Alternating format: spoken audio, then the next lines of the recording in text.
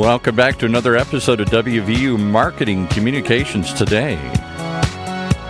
Live from West Virginia University, it's a syndicated show that sits at the intersection of data-driven decision-making and marketing practice with the experts who seem to know most, seem to know how to integrate those two together, like our host today here, Cyndi Greenglass. Hey, Cyndi.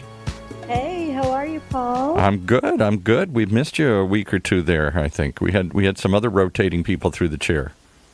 We did. We have so many people interested in hosting. I can't hog this show all to myself here. Well, we're glad to have you back with us today here. And I'm always, that's such a interesting tease that you say. It sits at the intersection of data-driven decision-making and marketing practice. Is data really driving decisions these days, or is it all just the black art of guessing what people want? Oh, I think that data is driving far more decisions than it has in the past. We definitely have a combination here of art and science. Data in and of itself doesn't really do anything. Exactly. It's right. Those of us as individuals that will apply our knowledge to it, apply our experience to it, that turns the data into the magic, which is the ability to make decisions from it. So in and of itself, data is not going to drive that decision. It's us that are able to make good decisions from the data that we're interpreting. Well, today you brought a guest who's going to teach us how to treat data like a team member, like a friend, and not something to be feared here. So bring her on. Hello, do we have Angela Ann with us? I think we do, and in fact, she told me that she took an extra cup of coffee so she could be extra energized here this morning for this conversation. Well, I'm thrilled to have Angela with us today. Angela Ann, who's a news anchor for 10 TV. What's so exciting, of course, for me to have Angela join us is she is a 6-time Emmy Award-winning journalist. She co-anchors Central Ohio's #1 weekday morning newscast. She is also 10 TV's CrimeTracker reporter, focuses on crime concerns prevention in Central Ohio communities. She was named a 10 of 10 women leaders by Dress for Success Columbus, and has been honored by MAD of Central Ohio, and has co-presented on crime prevention, focusing on women and families, with a special demonstration of crime prevention through environmental design. Angela, in addition to her Emmys and her Best Reporter recognition, is a graduate of University of Southern California. She has a master's in strategic public relations. And probably, Paul, we got to be careful. We can't make her mad. She's also got a black belt in Taekwondo and is a classical pianist. What can I say? You know, it would be a crime if you keep reading her bio. We don't hear from her here. That's all I can tell you. So welcome, Angela. Thank you. You guys are too kind. And I noticed I said good morning. That kind of shows you where my brain is right now. As a morning anchor, we get up at such odd hours of the day. So I wanted to make sure I was fresh for your listeners this afternoon. Well, we are thrilled to have you with us. And Angela, I want to jump right in our session description. We were talking about turning statistics into a story, and we're going to hear from you how you filter out the noise and figure out how stories are relatable to your viewers in all these different various demographics. And you said to me you turn statistics into a story. So tell me, what do you mean by that in the context of your role? It's interesting when you guys were talking about the data. It's about how a person interprets the data, which I know you guys are familiar with. But as journalists, we quantify when it comes to crime, whether crime's going up or going down, obviously looking at the data. And then you look at it over a certain period of time. You can either tell the story of, yes, crime is going up, and we turn those stats into a story. But I think the key role about being a journalist, too, is that you have to look beyond the numbers without just reporting what's on the surface of saying, yes, the data shows numbers going up or numbers going down. You have to go into the why and what's happening. And then you always end up finding another layer of data, which is what I love about what we do about journalism, is uncovering the truth. So while you have the numbers that might say, yes, looks like crime is getting worse in one neighborhood. But then if we look at another layer of data, is it because maybe you have more families moving out? Maybe you have more vacant buildings or vacant homes, and then you look at the reasons of what's driving that. And so that's when you start what I call peeling the onion of a story, where you peel away the layers until you finally get to the crux or the essence of what's happening in that neighborhood. And then that's how I find what makes that story relatable. Not just to that neighborhood, but then maybe another neighborhood in another different part of town can take that story and that information and look at their own data and maybe try to fix the problem before we get to layer 3 or layer 4 of an issue. Very interesting. Peeling the onion, I like that expression. It's so relevant to what we're talking about. You can see things very superficially, like you said, just reporting a statistic. But if you don't ask the question why, and then to get down into it to say that there's so many layers to it. So how do you gather that data? How do you find those layers and gather that truthful data? So that comes the tricky part, right? I mean, you can certainly get the crime analysts who will plot the data for you, whether it's looking at crime hotspots. So you simply plot the latitude, longitude onto a map, and boom, you can see where all the dots might cluster into one area versus another.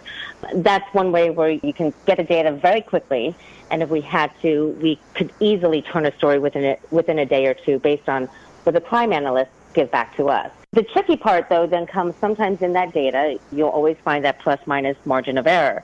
There was one time where I was doing an in-depth piece at looking at the intersections in Central Ohio that had the highest number of DUI crashes and arrests. And if you just plotted the data from an Excel spreadsheet of this road versus that road, and you looked at how that data was inputted, we found so many errors.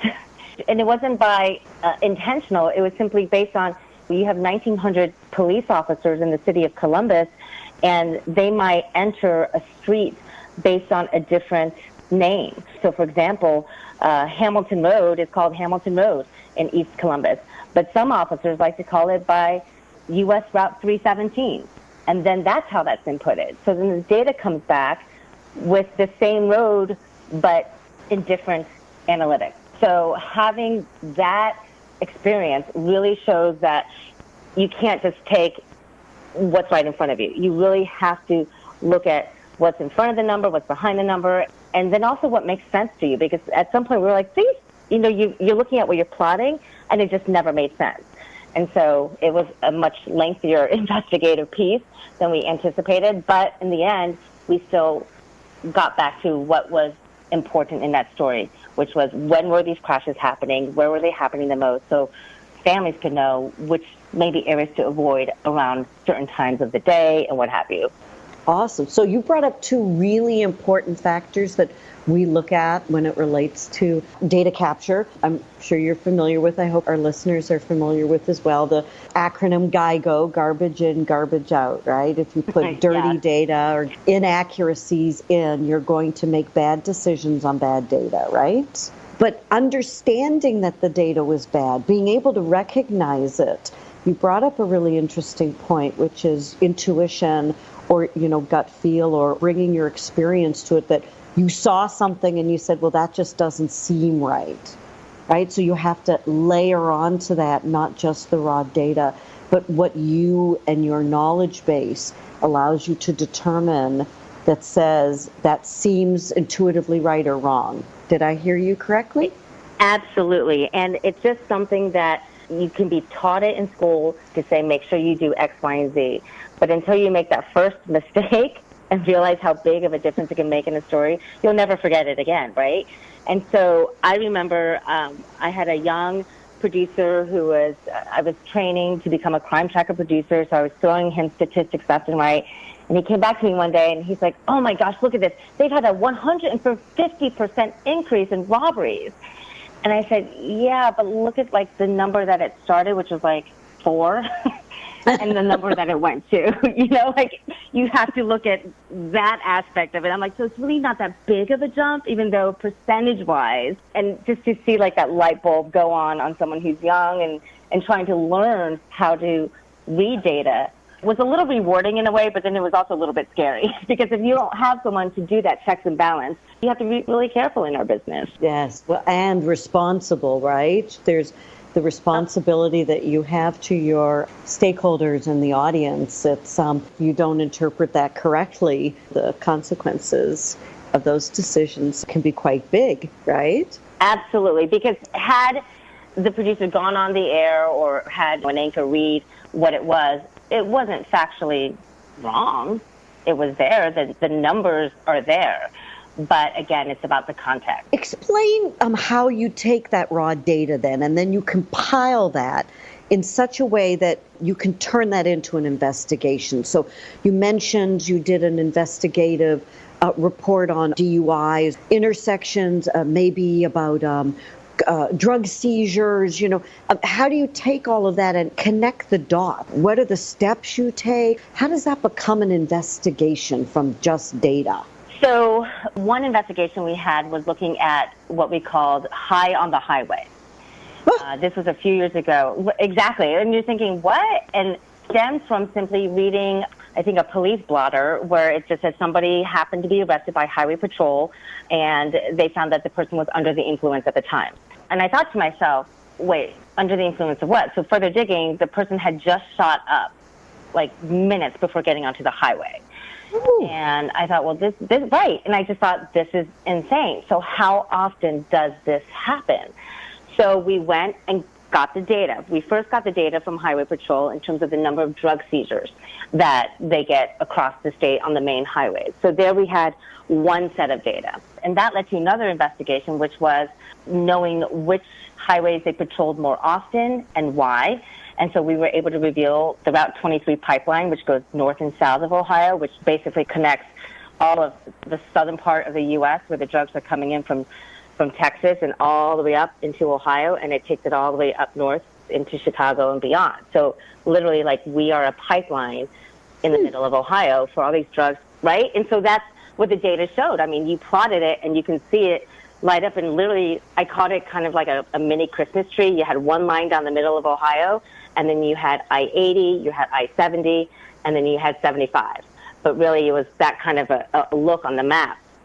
But what was more interesting was then we were able to extrapolate from some of those arrests where they actually had sat on surveillance, knowing that there were hot spots along the highway, rest areas, parking lots, where people would do their drug transactions as they were transporting the drugs across Ohio, and they would literally shoot up and then get back on the highway.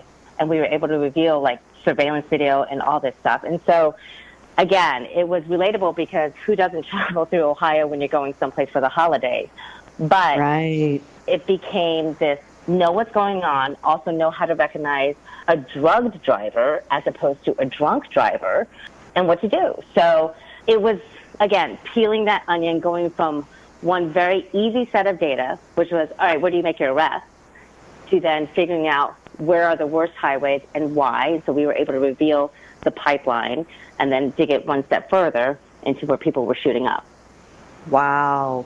This is awesome. So we're going to take a quick break so we can give Paul an opportunity to share with us what's going on his end. And when we come back, Angela, I want you to think about this while we're on break. This is great. You're showing us like a terrific and positive outcome of the stats and the data. Does it ever backfire on you? Have you ever had a negative experience? And I'll let you think about that for a couple minutes here while Paul takes it away from us.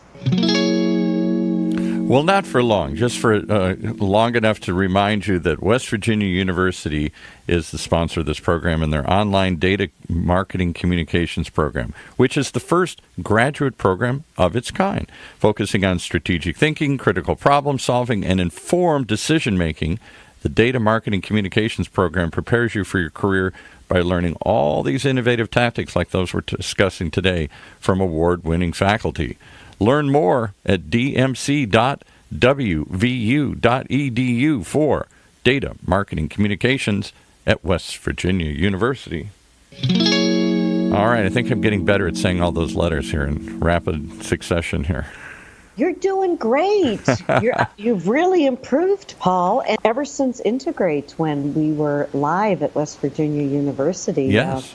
It's been so fun to introduce this podcast program to so many of our alumni, our current students, our national audience, and it was really fun to do a live in-studio version of the show. It really was, especially rapidly as you had them sort of one chair rotating in and out of another one here. It was kind of interesting. I have a question for Angela, because obviously she's in the heart of it here. Data, is data the story, or is it about statistics and facts and figures, or how do you turn that into a human story? That's always interested me here. Well, and I will tell you that, to me, I say you can turn any statistic into a story, but what makes a story memorable are the people in the story, the essence of a story. Right. Right? Because why do we collect data? We collect data to have that quantitative number, but it's the qualitative part of it that is going to resonate and stay with people, and that will affect change. As a journalist, my job is to not only inform, but hopefully educate and empower people one way or the other. As I'm sure you guys are dealing with in West Virginia, we have a huge opioid issue in Ohio in the last year or two. Yes. And we started looking at data of drug overdose deaths. And as we just kind of kept looking at the numbers coming in, and every now and then you'd have a cluster, if you will, of drug overdose deaths, and it would maybe get 20, 30 seconds of airtime. Coroner's office sending out an alert, blah, blah, blah, blah, blah. There's a bad batch of heroin out there. And over time, you know that your viewers or listeners are saying, okay, we've heard this before. What does it mean? So we took data from the coroner's office, and we literally extrapolated male, female, age, race, everything we could think of, what types of drugs that the coroner listed as cause of death. Like, you name it, we separated it and then looked at it from a 360 view. What we noticed was that there was a significant age group between, don't quote me because this was a while ago that we did it, but probably between the ages of 28 and 45. Mostly white males, but probably about 65 males to females that were in this list of people who were dying the most from a record year of drug overdoses from opiates. What we also realized was, so we literally looked at their obituaries. Who are they? And as I looked at the obituaries, I kept seeing a theme. Survived by son, survived by daughter, survived by baby. And it struck me. And I said to my producer, our story isn't about the numbers. It's about the fact that this epidemic is killing a generation. And it's a generation of young parents who are leaving children behind to be raised by their grandparents or in the foster system. You pick. And it gives me goosebumps even saying that, because I remember so vividly sitting in kitchens of families telling their story of how they lost their child and now they're raising their grandkids. So that, to me, is that relatable part, the compassion part of why we can't just tell numbers. We can't just tell the statistics. Absolutely. It brings it home and makes it real to us, right? Relatable because it's real, because it brings it into our kitchen, it brings it into our homes. It makes us say, this could be me. It's not a statistic any longer. It's somebody I may know. I may be in touch with, or it could have happened to me. Who knows? Suddenly you pay attention to it in a much different way. Yes, absolutely. So, Angela, share with me if you've had I know it kind of put you on the spot there, about, is it possible that the statistics can backfire on you? Is it possible that you've done all your work, you've got your data, and it didn't go according to plan? 100%.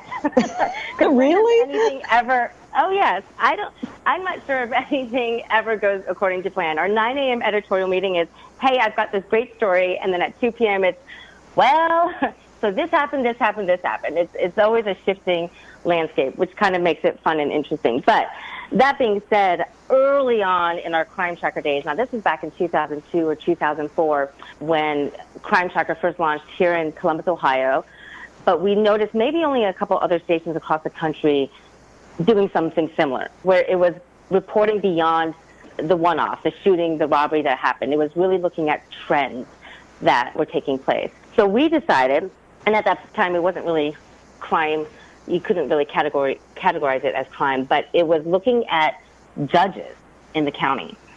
and common pleas judges. And we were looking at their timesheets and whether or not they were, quote unquote, ripping off a taxpayer. Were they working their full 8 hours at work? I don't even think this was under CrimeTracker. It was just one of the investigative pieces I got assigned.